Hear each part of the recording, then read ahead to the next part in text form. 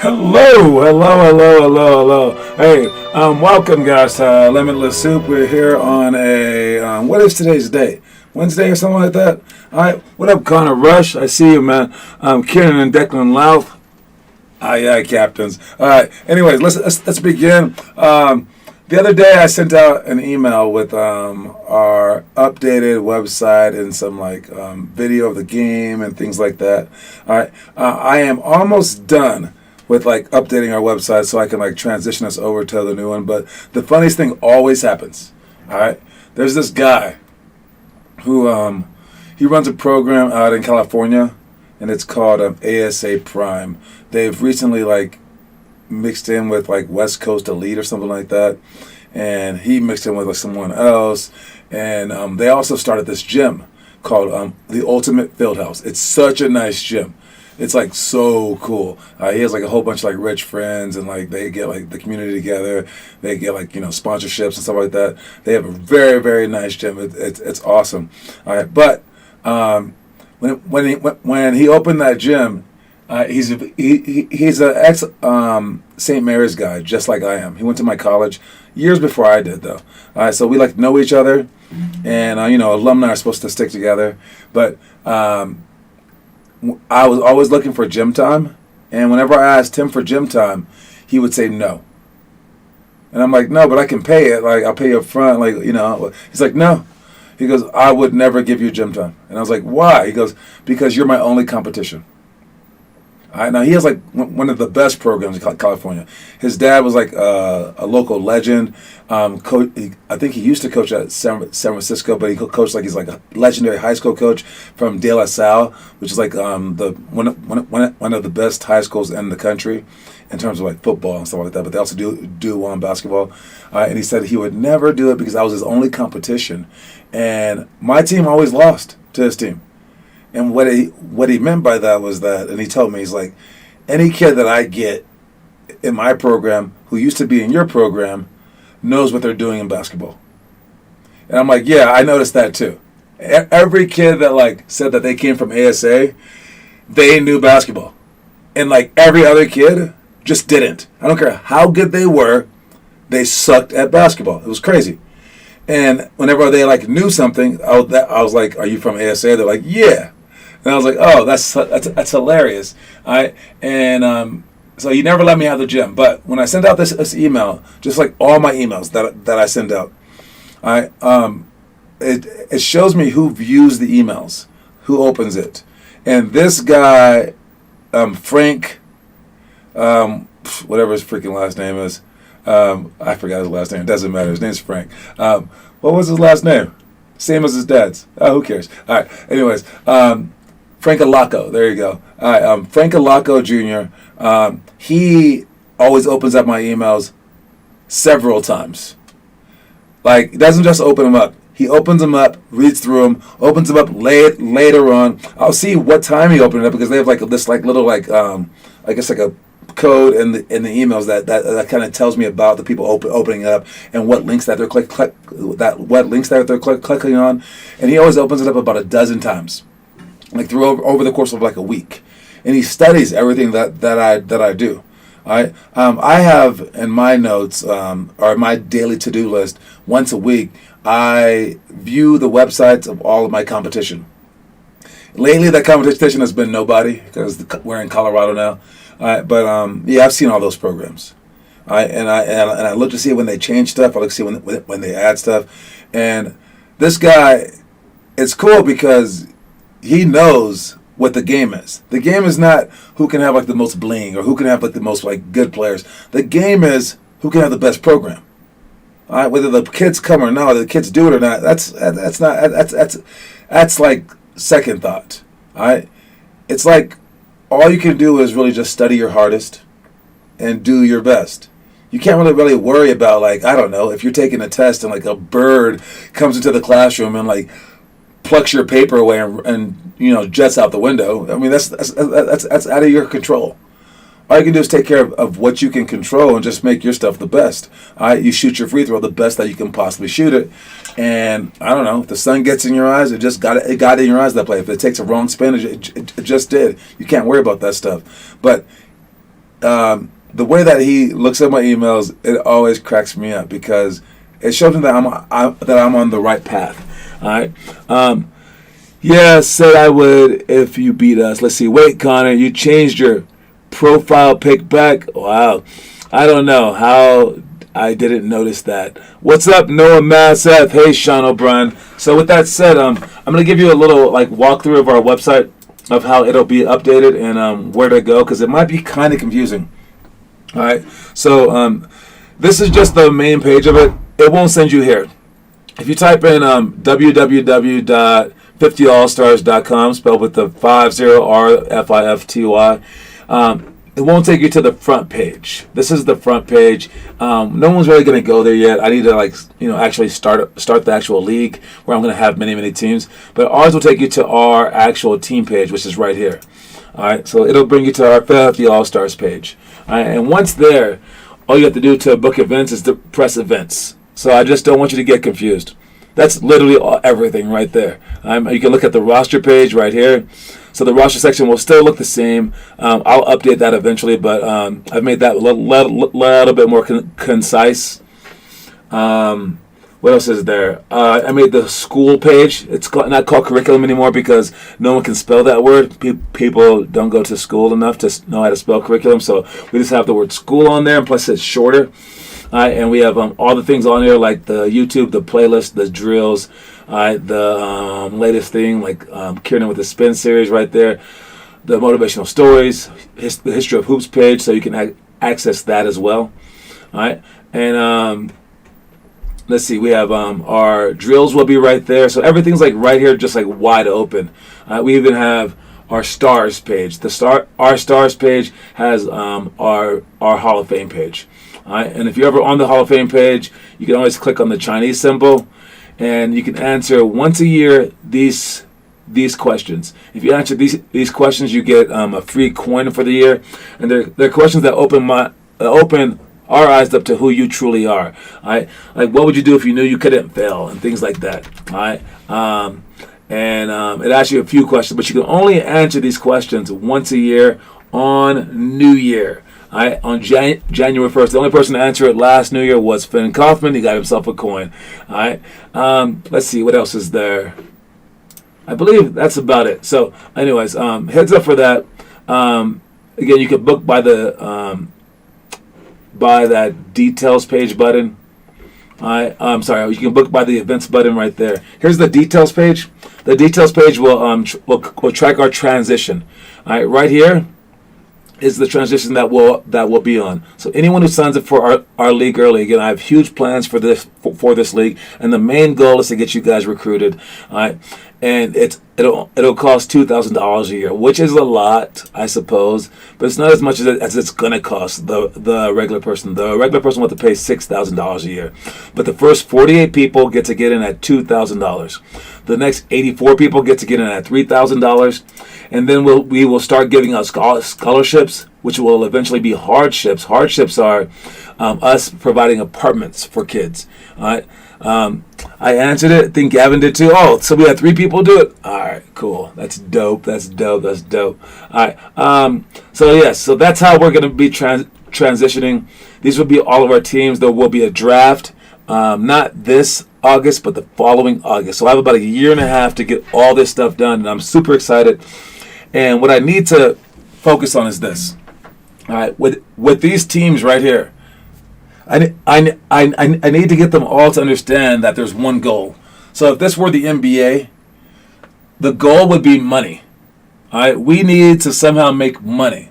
So whoever's winning, I don't care. All right, we just need to make the players more and more money. The players and the owners more and more money. If this were the NBA, ticket sales need to be high. So do the fans like dunks? We'll give them dunks. Do the fans like this? We'll give them that.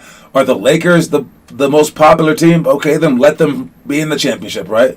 All right, that's the NBA. For us, the only goal is to get as many of those players in our league into the pros. All right, I will be paying the owners separately, so they'll be making like a certain amount of money. They'll also have a chance to like make more money off of like certain things like merchandise and things like that. But overall, I need to reiterate to them that the goal is to get you guys better. So we will be forcing them to actually do workouts and not just practices. And then until we like make a game of like who can get the most kids to D1, because that will be all that matters. Winning the games within our league, yeah, that matters, but it's secondary. You're going to try to win games, but it's secondary.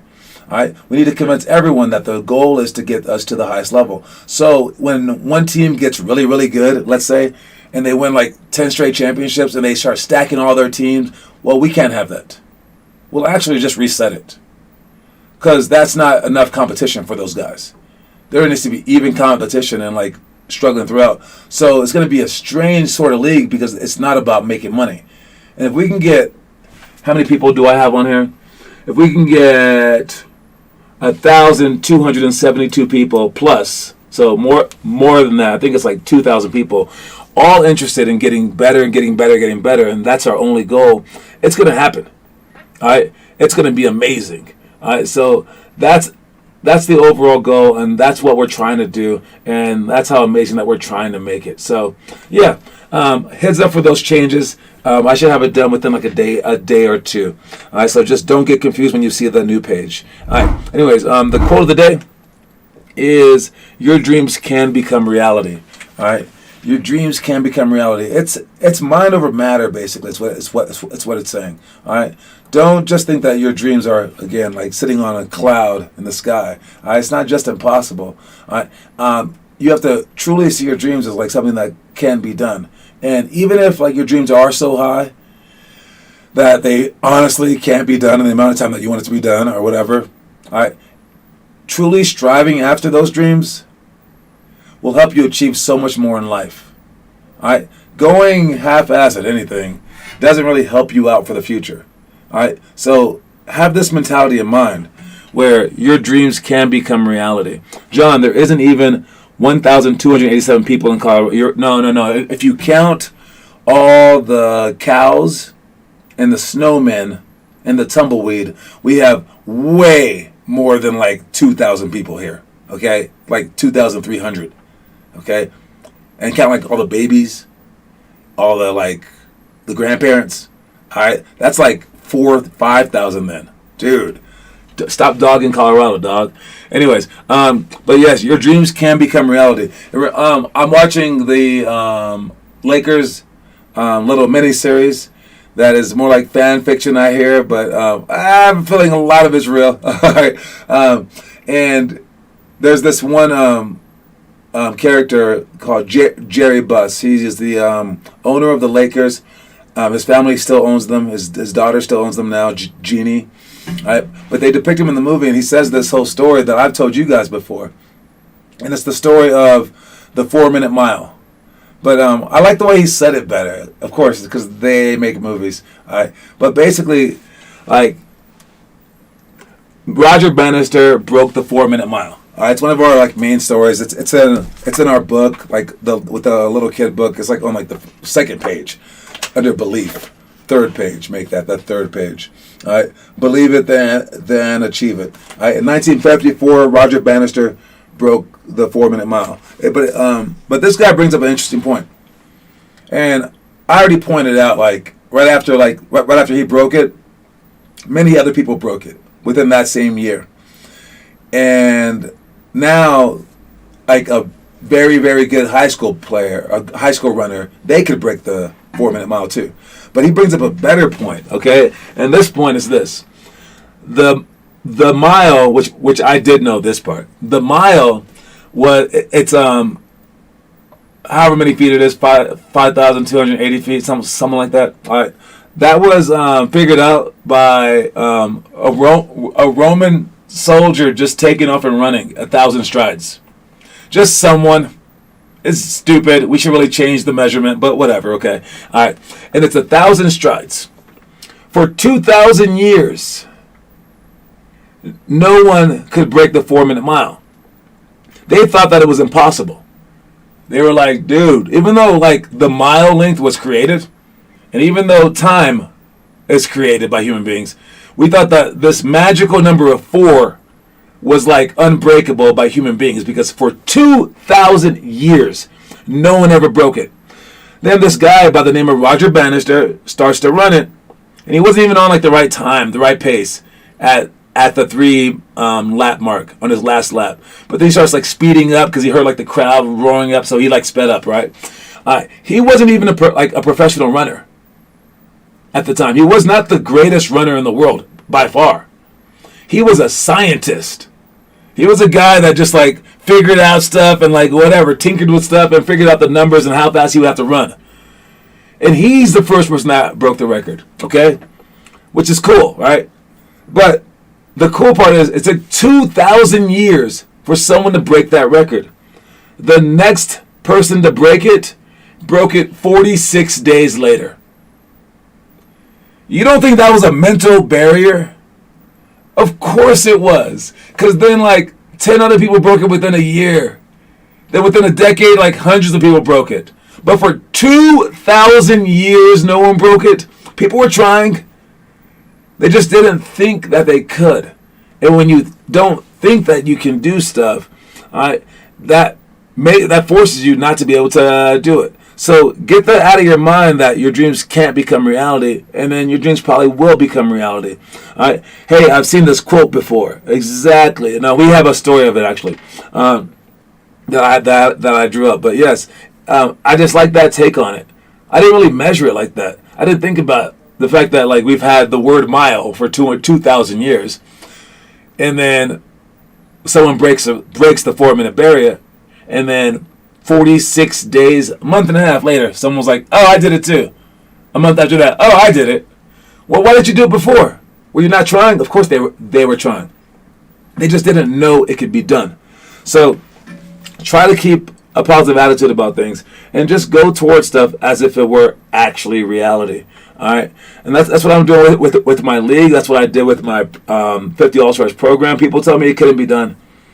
They're like, you can't have that many days a week. It's not going to work. I mean, honestly, like, I count the numbers in my head. I just say, okay, if I have this many people, this many days, blah blah, how much should I charge? Okay, how many do I need to begin with? Okay, and then I just go, and it's always worked out. And I think so many people are just like overthinking about like the possibilities of screwing up that they don't even try.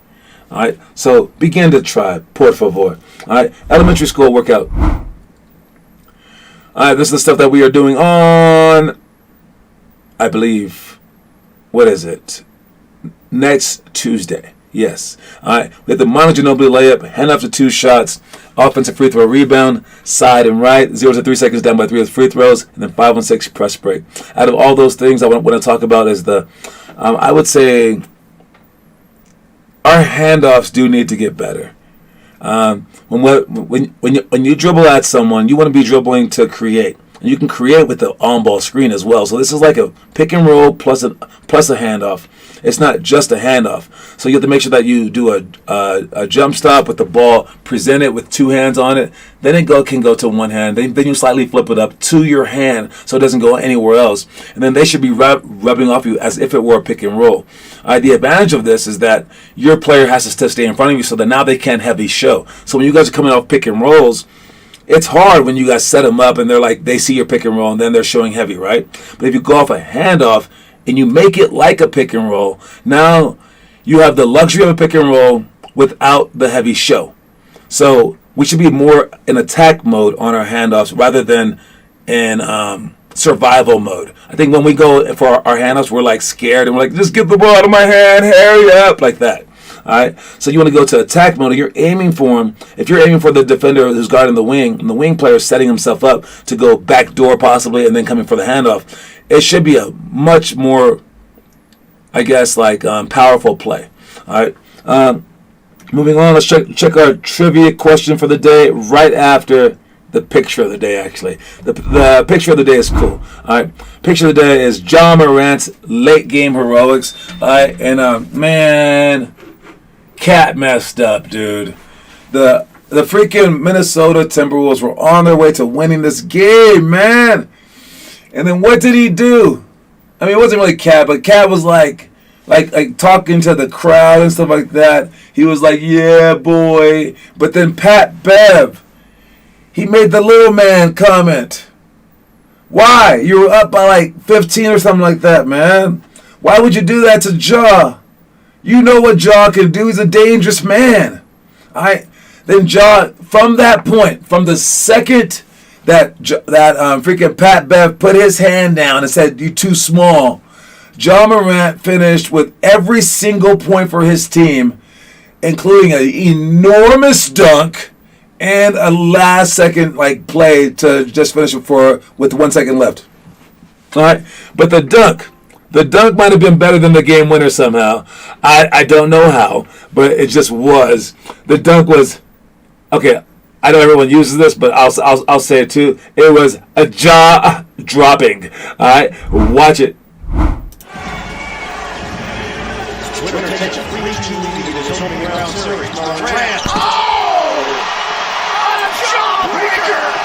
Jawbreaker.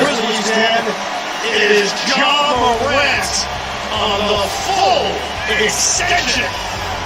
2022 NBA playoff presented by Google Pixel. That is nasty. Tells the story itself and it's shot right there and Malik Beasley. Just not there, but I pertains to the 10 shot. Taylor Jenkins. I love that they have like 18,000 different angles. That's amazing. Grizzlies were on a 10-0 run when they did that. Oh, wait. Grizzlies were on a 10-0 run before the dunk? Pat called him too small, up by 3. Wait, they were only up by 3 and he called him too small? Yeah, that's not good. Obviously, I didn't watch that game. All right. But, yes, I was so pissed when that. Wait, so you're going for the T-Wolves? Why would you go for the T-Wolves, man? I don't really like any of them. Only person I like on that entire team is Anthony Edwards, and I don't love him. I just like his dunks. I'm definitely going for the Grizzlies. I think you're going for the T-Wolves because the T-Wolves will be an easier win for the Warriors. Correct me if I'm wrong. I don't think I'm wrong. I think I'm right. All right, let's go with the trivia question.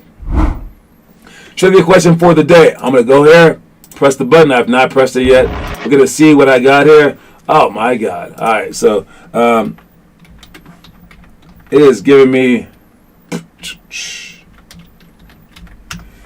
this. We've already done a trivia question on this guy, but it's all right. Warriors play the winner of the series, and T-Wolves are worse. I know. I told you, man. All right. Let's see.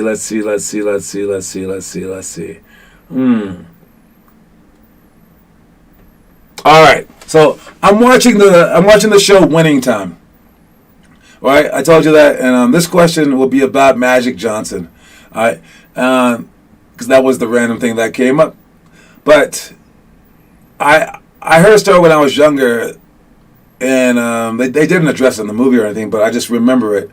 And Pat Riley is the coach of the team, and Magic Johnson from the get-go, his deal was not like scoring or like rebounding. His deal was getting other people involved.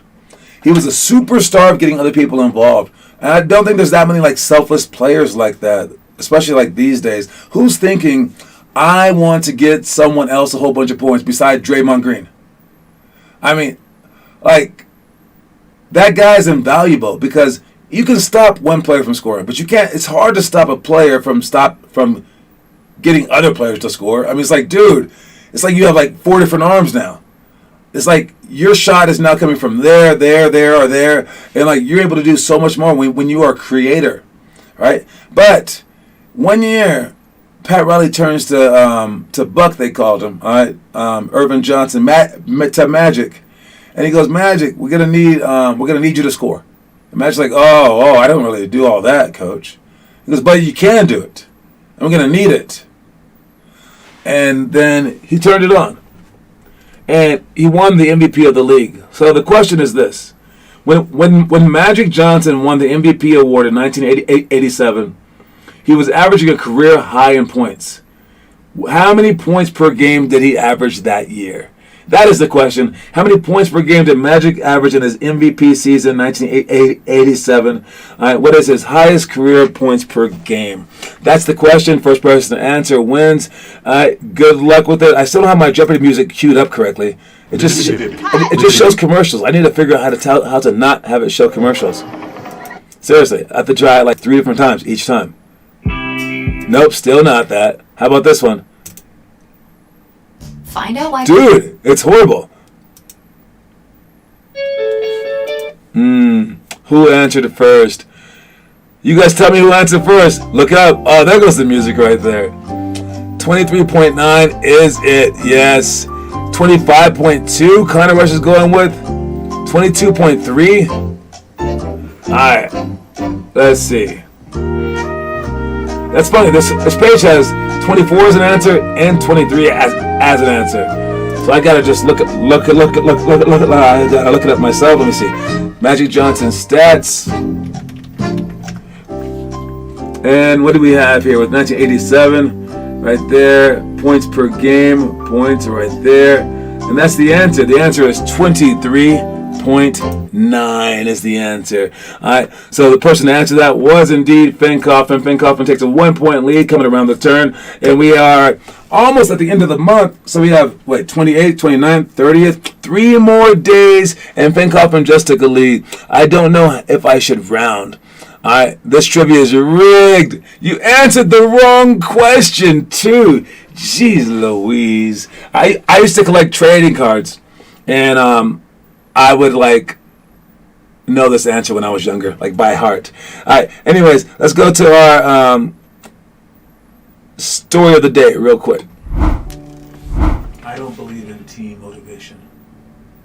I believe in getting a team prepared enough to have the necessary confidence and strategic advantage to play as well as they're able. If that motivates them, then so be it.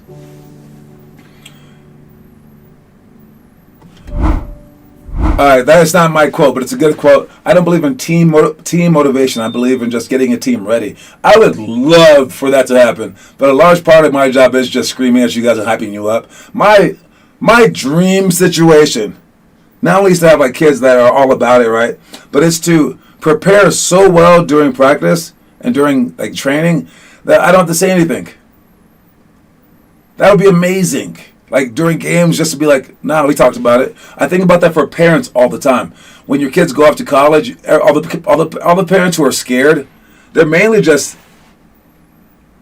not trusting their parenting skills. They're I didn't do a good job. They're not very confident in their parenting skills. If you know that you've done a good job and that your kid is coherent enough to understand, then you should be excited for them to go off to college and things like that. But the ones scared, they're oh, I might have messed up. I wasn't really paying attention. My kid's stupid or something like that. All right? You have to be confident in who you are. And yes, team motivation isn't really a thing that should be done all the time. You shouldn't just be screaming to make every single thing happen. If your team's not motivated, that's up to them, man. That's their fault.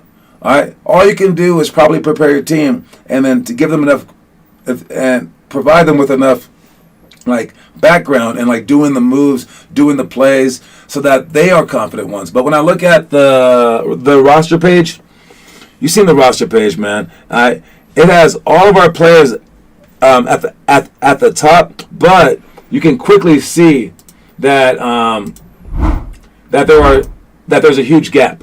So right here, you got these guys coming a lot, but that's 6 guys. Right below them, it falls up at Derek. Then it goes even lower for Declan. Then way low for these guys. Then extremely low before we even get out of the top 15. We don't have a solid group of guys. So, of course, we're not going to know plays and things like that. So that's crazy. So understand that. If all these guys were up there, our team confidence would be higher. Then you guys would be motivated a lot more. So take care of that stuff. And it starts with our homework. So make sure you guys are posting the homework again. I see you know masked up with the triple cross repeat. All right. As for the workouts, are the stuff that we're doing upcoming. It's 2-on-1 break, flares, baseline out of bounds defense, 5-second count extension, 49 seconds down by 3, then 5-on-5 oldest versus youngest. That's what we're doing tomorrow. the stuff that we did last week, 3-man weave, 1-on-1 alley, 4-on-3 scramble. These are things that we can still work on, but we did a decent job at most of those things. All right, you guys, that's my time. Don't forget that the quote of the day is your dreams can become reality. All right, Connor, how many guesses do you want? As many as it takes to get it right. Anyways, you guys, hey, don't forget that the quote of the day is that. Don't forget to try your hardest. I will see you guys at workouts tonight. All right, make sure that you guys bring your A effort. All right, talk a lot, work a lot. I mean, dive for loose balls during practice too. Who cares? All right, go all out for everything that you want in life. All right, I'll see y'all soon. Reese's Pieces, y'all.